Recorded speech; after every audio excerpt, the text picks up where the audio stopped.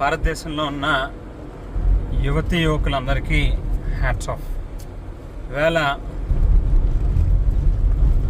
భారతదేశంలో ఉన్న ప్రజాస్వామ్య రాజ్యాంగాన్ని అనుసరించి ఏ ప్రభుత్వం అయినా కూడా ఖచ్చితంగా పనిచేయాలి. ఎవరికైనా అహంకారంతో కళ్ళు నెత్తికెక్కితే తలని నేలకి రాస్తాం అనేటువంటి ఒక గొప్ప మెసేజ్ని ఇస్తూ దేశంలో జరుగుతూ ఉన్నటువంటి పరీక్ష పత్రాల లీకేజ్ వ్యవహారం మీద యువత ఇచ్చినటువంటి పిలుపుకి ఆఖరికి కేంద్ర ప్రభుత్వం దిగొచ్చి ధర్మేంద్ర ప్రధాన్ విద్యాశాఖ మంత్రి రాజీనామా చేయాల్సిన పరిస్థితి వచ్చింది.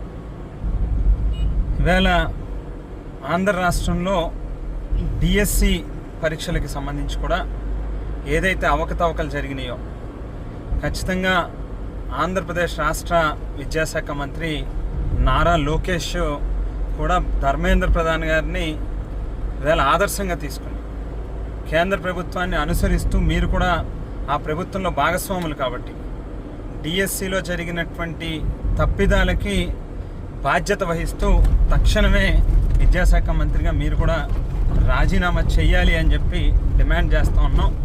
లేని పక్షంలో ఈవేళ ధర్మేంద్ర ప్రధాన్ వంతయింది, రేపు మీ వంతు అవుతుంది. రాష్ట్ర యువత తాలూకా ఆగ్రహానికి మీరు కూడా ఖచ్చితంగా బలవ్వాల్సిన పరిస్థితి వస్తుంది అనేటువంటిది గుర్తుపెట్టుకుని తక్షణమే రాజీనామా చేయాలని చెప్పి డిమాండ్ చేస్తూ ఉన్నాం.